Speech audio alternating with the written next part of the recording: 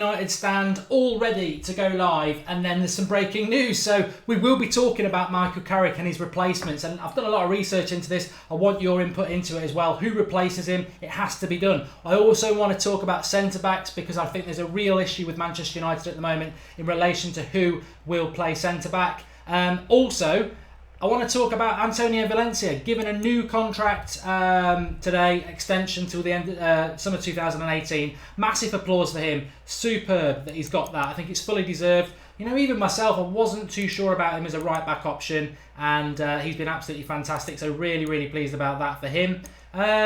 But let's start off with it. There's only one place to start. If you've not heard it, Luke Shaw might leave, which is Gran Perry is just saying there on the live comments, which you'll all see yourself. Just literally breaking. If you're watching this live at 8:30 on Tuesday night, this is just breaking news, and it's so contradictory. Take it with a pinch of salt, you may. I've got to get this right. Telegraph are saying there's a good chance he'll be part of the 18-man squad to play against Stoke at the weekend. And then Miguel Delaney in the Independent, who's a very good journalist, saying that this summer Griezmann will come in, which we're all very confident that will. I know some of you aren't, but we're very confident that that will happen. But Luke Shaw will leave. Mourinho's run out of patience with Luke Shaw, his lack of development, and he will leave Manchester United. Now, my instant reaction to that is, what a shame. I think he's potentially England's left back, the best left back in England. He's regressed, but you know what? I don't. I've spoke about this on Saturday. If you remember, my concerns about Luke Shaw are this: what Mourinho and his thoughts are about Luke Shaw are the concern. He snubbed him at Chelsea, didn't want him at Chelsea. In fact, I think Luke Shaw is a Chelsea fan, and that was where we all thought Luke Shaw was going to go when he was at Southampton. But Mourinho didn't want him, which gave Manchester United the opportunity to come in and buy him. So that's one warning sign. Another warning sign is he likes defensive fullbacks like Azpilicueta, Ivanovic, you know, real hardened tactical defenders, and that's why I think he plays Darmian. A lot of us don't understand it, because Darmian is a right back, a defensive right back playing at left back, but Mourinho likes that discipline. And whatever you think about Darmian, and I don't really like him at left back, he's an Italian defender, and defence, you know, tactically it's ingrained in him, and he knows how to defend, and that's what Mourinho likes. That's not ingrained in Luke Shaw. He's an attacking, dynamic left back. But the thing about Luke Shaw is he's quick. He's over 6 foot, which a lot of people don't realise, which makes him an asset in the air. And I think when he's in his, you know, I think before he broke his leg, and even at the start of the season, he's showing glimpses of what he can do. I want Luke Shaw to stay. I really hope that there is no truth in this rumour, but it's beyond a rumour when it comes from Miguel Delaney, and it's in the Independent, that Manchester United run out of time. And to be honest, if I was a set of scales and whether I believe it or not, and that's I believe it and that's I don't, I'd say I'm slightly up there at the moment in relation to this. I don't want Luke Shaw to go. I don't know what you lot think, but I'm very concerned about it, because it's a credible. It doesn't mean it's going to happen, but it's a credible source, and I don't want Luke Shaw to go. I think Luke Shaw, out of every left back option we've got, epitomises what Manchester United is. Whether it's Patrice Evra, Dennis Irwin, Luke Shaw is closer to that sort of traditional Gary Neville right back who gets forward, bombs forward, and creates things down the width, which is what Manchester United are like. Darmian will never do that. Daley Blind won't bomb forward. He hasn't got the pace.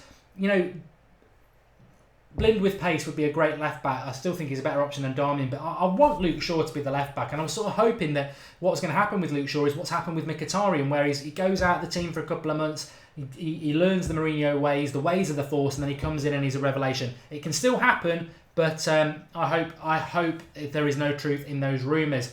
Go back to Valencia. I didn't really give him the shout out he deserves. Absolutely fantastic this season. One of our players of the season, I would argue.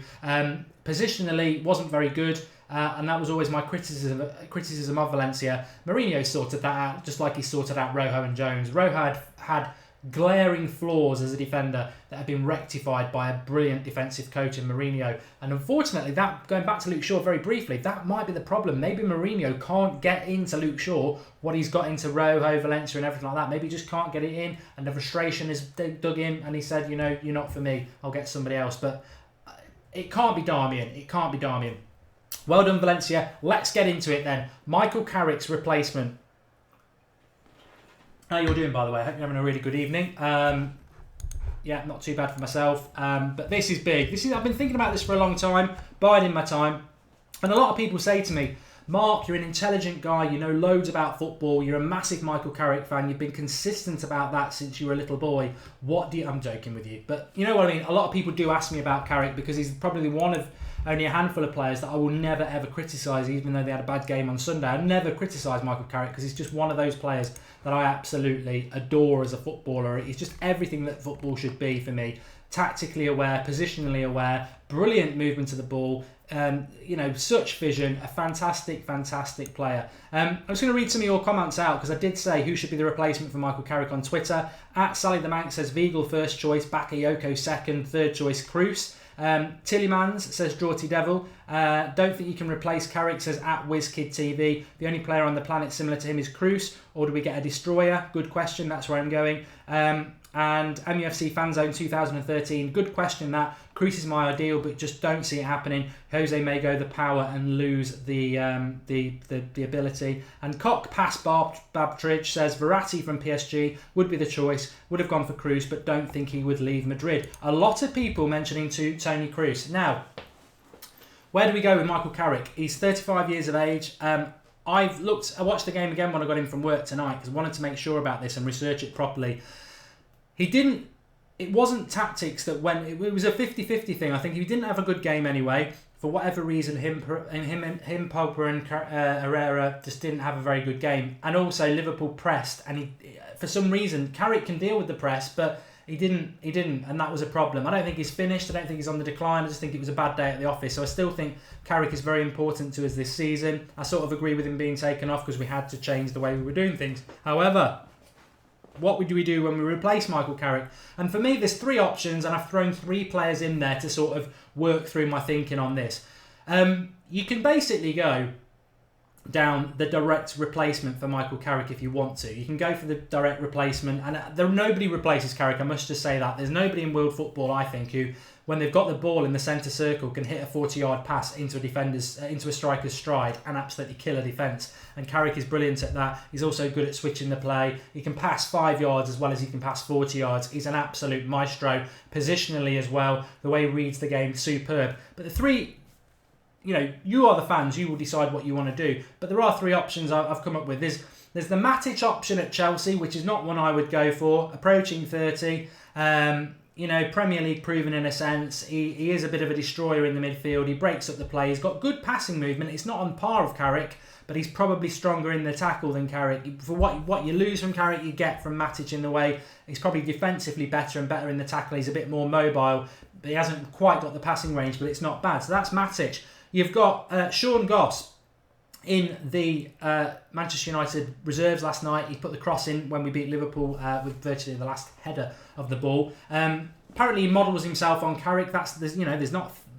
If any youth player wants to model themselves on anybody, I would say model yourself on Michael Carrick, and you will get a degree in football, because the way he plays the game, the way he can play it off both feet, positionally, movement of the ball, reading the game, second to none. If you're a midfielder, there's probably no better thesis than Michael Carrick. So Sean Goss is the youth option. However, if you've been following the United Stand on Twitter today, you'll know that there's a strong rumour that he may follow. I think Joe Riley went out on loan today, and he may well follow him on a permanent move to QPR. Now, if that's true, he's obviously not the future replacement for Michael Carrick. But having said that, I think in relation to Sean Goss, it's a massive step up to say you're going to be Michael Carrick's replacement. And even if he is, he's probably 2 or 3 years away. He has to go on loan to someone like QPR, do it in the Championship, come back. He's 2 or 3 years away from taking the mantle of that. But that's your youth option. And then probably the one that I've mentioned there in the whole Carrick sort of replacement style of play-wise, Tony Kroos. Just turned 27 at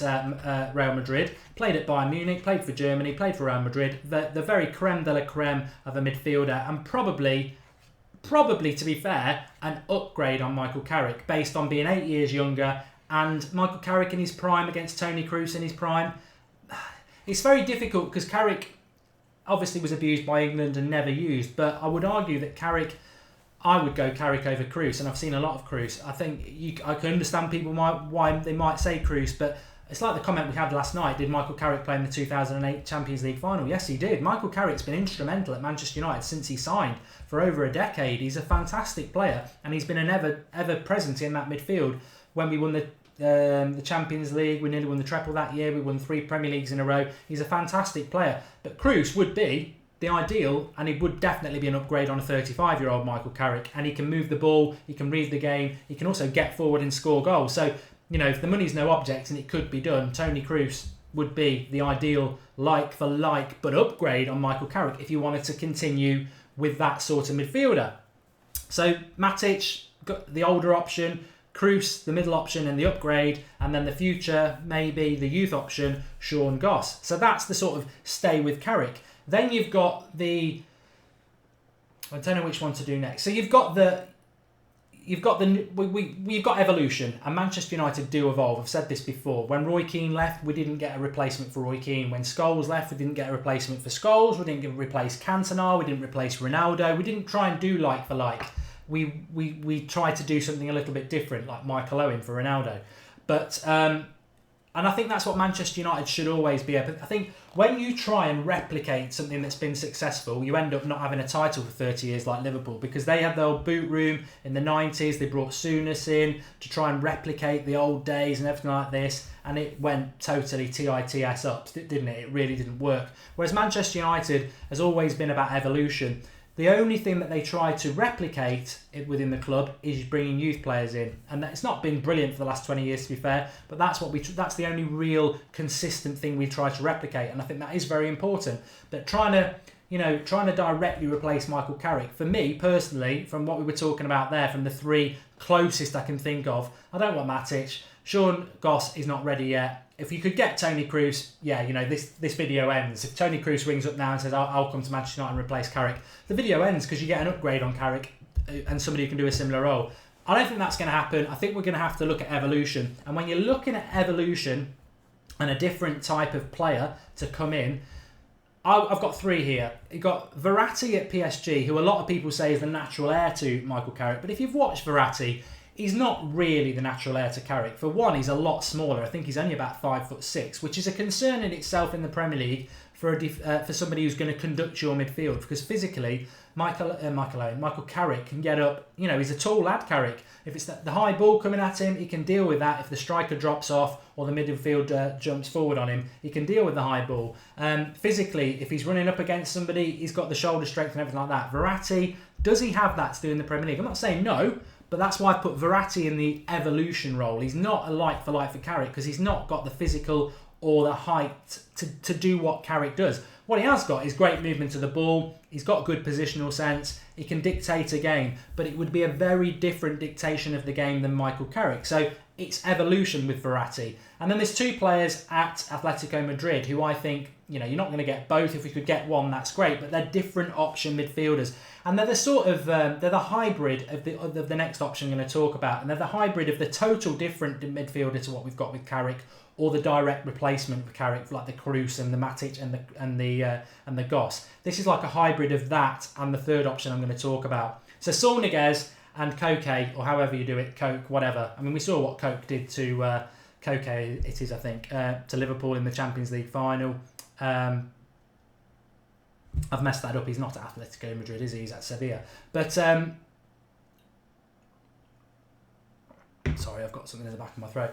So, and they are sort of like the evolution options. Now, Saul Niguez is a younger option as well. He can play on the right midfield, he can play on the left midfield, but I think ultimately he'll be a centre midfielder. He just does that because at the moment he's quite young. But again, he's very dynamic, he's very strong, he's good at tackling, he's good at passing, and he's got a good height on him because I think he's around 6 foot. We're very heavily linked to Saul Niguez, and I think he would be my option over Verratti or Koke at Sevilla, because he's young, he's at a very good team, a very disciplined team, some would say a defensive team, but with Griezmann coming in as well, it's just that familiarity. So if you're evolving and you're going for something totally different and you want a hybrid of the third option and the old Carrick, sort of the Kroos and where I'm going to go next, then Saul Niguez, Verratti or Koke would be my choice. Sorry, Koke is at Atletico. Who am I thinking about at Sevilla then? Let's have a look at some of your options. Koke is at Atletico Madrid. I'm getting mixed up with Coke. De Rossi should be a short-term replacement, says Kamyar. Mark going for the obvious players, says Darth Vader. Darth, I look forward to listening and watching your channel then, because obviously you think you know more than the United stand. So we'll look forward to your video and we'll see what not obvious options you go for. The most obvious option is the one I'm ignoring, which is Weigl at Borussia Dortmund. It's not realistic, and I don't want that sort of player. Carvalho, says GMank77. Willem Carvalho at Sporting Lisbon is not an option for me. He's been mentioned for the last 5 years. He's been mentioned and linked to Manchester United. He's been mentioned and linked to Arsenal for 5 years. There's a big red flag for me. Why does nobody take a risk on this player who apparently is one of the best destroyers in world football? Because he obviously isn't. There's an issue there. Sorry, I'm really struggling tonight. Tyrone Williams saying Julian Vig. I totally disagree. I don't agree with that at all. Rakitic at Jesper at Barcelona. Yeah, could be. David Alaba, Mark. Saul Niguez for me is the one I would go for. However, I've not spoke about the third option. And this is beyond evolution. It's not hybrid. It's something totally different. And it's where Timothy Fosu-Mensah comes from. This is Manchester United taking a totally different option and going totally different to Michael Carrick. Sort of like closing the Michael Carrick chapter and going for something totally and utterly different, which I think will bring the best out of Paul Pogba and the best out of Ander Herrera, even more so than Michael Carrick. I don't think Jose Mourinho wanted to use Michael Carrick, by the way, this season. Let's not forget, he didn't start using him until November, which I think is his biggest mistake, as I said last night. I think he's used him out of desperation because he hasn't got that defensive midfielder that he needs, and I think he'll go down this route, and I think it's probably the right route for Manchester United, which is a midfield destroyer. Some of you talk about it there. Fosu-Mensah is a defensive midfielder, and he is and will be a midfield destroyer. Very high octane, very energetic, very good at pressing, very good in the tackle, and can move the ball fast. Kante, Matuidi, Kessie, Bakayoko, Fosu-Mensah. That's evolution. That's something totally new. That's closing a chapter and writing a new chapter at Manchester United, and that is what I think will bring the best out of Pogba and Herrera. Because you talk about Saul Niguez, you talk about Toni Kroos, you talk about Verratti, and the common theme with all them lot is that they are actually very creative midfielders. But we've got Pogba, we've got Herrera. What we need, I feel, in that midfield position, and what would have countered Liverpool absolutely perfectly on Sunday, and what will help us when we go to... I'm worried about Arsenal at Highbury because I think last season we got absolutely dominated by quick players in their midfield, and they've got energetic players, and we haven't got energetic defensive players because Pogba's not energetic. He's not really that defensive. Herrera, he has a go, but he's a bit lightweight, and Carrick just hasn't got the legs anymore. What Manchester United are crying out for to complete this cycle of what we're going to do in the summer, for me, is speed, tenacity, athleticism, energy and power. Now, Fosu-Mensah is that option. He's the youth option, just like the direct replacement for Michael Carrick is Sean Goss option. But the thing with Fosu-Mensah is he's very close to being ready. But when I was thinking about Fosu-Mensah before I did this video today, the problem with Fosu-Mensah is he's got nobody to learn from. You know, if we brought Matuidi in last summer, who is very similar, but he's like the older option, like Matic, if you want a direct replacement for Carrick because he's nearly 30. If we'd brought Matuidi in for a year or two, and you've got Fosu-Mensah there, he would learn a hell of a lot from Matuidi because Matuidi is a powerful midfield destroyer like Kante. That's the issue Fosu-Mensah's got. He's almost learning this role. And I said last year, didn't I, that I think he's going to be like Michael Kessie, and he's going to be that sort of a destroying midfielder who can move the ball.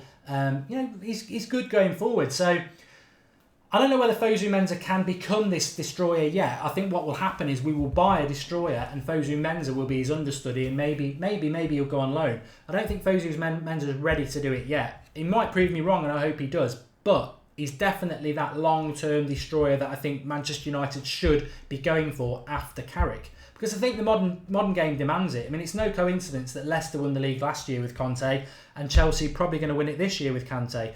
You know, the unsung hero, very much like Michael Carrick, but a totally different DM in the way that they dictate and conduct everything that goes around them. And Manchester United lack dynamism and pace and pressing athleticism in the midfield.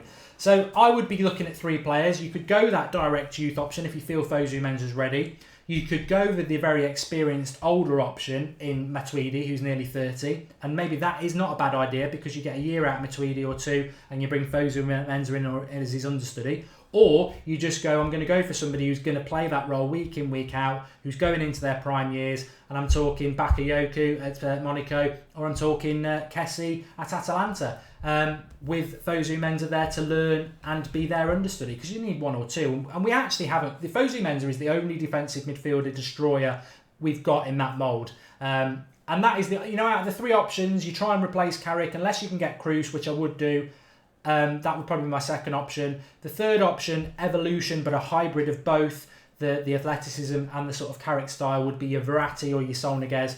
Or you've got total evolution, your midfield destroyer, somebody who's decent on the ball, but really they're a go-getter. They're all over the pitch, they're strong, they're tenacious, they're athletic, they get the ball and they give it to people like Pogba and Herrera, who are then the creative elements. And that's the option I would go for. Total evolution, Fosu Mensah, Kessie, Bakayoko, Matuidi, that sort. And there might be another player out there like that, but that sort of a midfielder is how you replace Michael Carrick, in my book. So I don't know what you lot think. But Dazzy's Gaming says, I would go for older options to replace Carrick. Verratti says Fairs Ab. Casemiro says Muru McMahon. Lindelof coming or not, says Aaron. Very, very relevant when we're talking about replacement for Carrick. I'll talk about that tomorrow morning. Kroos definitely, says Carl Lee. I think Miguel Velasco might be a decent shout, being Portuguese, says Tyron Williams. Not somebody I know a lot about. GMank77 says simple, clone Roy Keane. He keeps coming up. Roy Keane's one of my favourite players, by the way. If you could clone Roy Keane, we wouldn't have any problems. He's exactly what you want. Daniel Haaland going for that more experienced Khedira role. Fabregas says Cockney Red. You see, with Fabregas, you don't get the physicality. You get I think you get the worst of everything I've just talked about. I'm not saying that you're wrong, but with Fabregas, you don't get the physicality. You don't get the prime or youth. You get coming towards the end of their career, and you don't get the dynamism or the athleticism either. So Fabregas for me would not be the right choice. Felipe Anderson says you what? He's a winger. Nangolan, I can never do his James Jordan, but I know who you mean. Renato Sanchez says Jimmy Hill. I'd like Renato Sanchez. I would. If you watch my FIFA career, I've got him in the midfield. It'd be perfect. Just don't think we can do it. John Lapierre says, between the CDM from Monaco or Atalanta, who do you prefer? So he's talking about Kessie at Atalanta or Bakayoko at Monaco. I would go for Bakayoko at Monaco simply because I don't have a lot of confidence in Serie A players coming to the Premier League. Now, I know Pogba's doing it, but there's not a hell of a lot. There's more failures from Serie A than there are success stories. That's not to say that everyone from France is a success, but when you look at French midfielders who've come to the Premier League, and Kante obviously being one of the most obvious ones, they tend to have a higher success rate. And I like the physicality of both players, but I wouldn't be disappointed with either. And to be honest, a lot of Premier League clubs are looking at both, but I would go Bakayoko. And to be honest, if you're asking me what I would do in relation, because I've basically nailed my flag to the mast and said I would go total evolution, and what I want to see is a Fosu Mensah sort of Kessie, Bakayoko, Matuidi, DM behind Herrera and Pogba at the moment, unless we replace Herrera with like Niguez. That I wouldn't mind that. That's what I want. I watched that game against Liverpool at the weekend, and I think it wasn't just Carrick having a bad game. A bit of it was being pressed and not being able to deal with it. Well, if you've got a Kante sort of player there, press me all you like. I'm not going to keep hold of the ball long enough for you to press me. And when you've got the ball, I'm going to bloody go through you, and then I'm going to go through you, and I'm going to go through there, because they've got massive motors. In our midfield, we haven't got anybody with a real athletic engine who will just run and run and run. In fact, the only person we've got is Fosu Mensah, and he's a teenager. We need somebody to come in, coach Fosu Mensah, because as I repeat myself, there is nobody in our team squad to teach Fosu Mensah the way to do it. The only person is Mourinho, and he's giving him sort of war stories about Michael Essien did this, Michael Essien did that. What Fosu Mensah needs is somebody to go, well, yeah, that. Whether it's Bakayoko is the one I would go for. Louise says, I trust Mourinho to get it right. Yeah, I think we will go that way. I think we will go the way I'm going. I would go, but hopefully. Luke Shaw to play centre-back because he's tall and fast, says Jack App HD. Alaba says Eric Rivera Silva. I know stats can be misleading, but Bakayoko has stats equal, if not a little better, than Carrick, says Luke Dajavs. I mean, I'm not a stat man. I'm not massively into stats at all. But you know what, if you are, then that's not a bad stat to read out, is it? Thoughts on 3 at the back with Shaw and Valencia as wing back, says Mini M. I'm not convinced 3 at the back really would work for Manchester United without a very, very good centre-back. And who are you going to go with as that dominant centre-back? Blazing Guns 365, Bakayoko would complement Pogba and Ander really well. We just need, I think football has evolved and we need that destroyer in the midfielder. But they've got to be fast.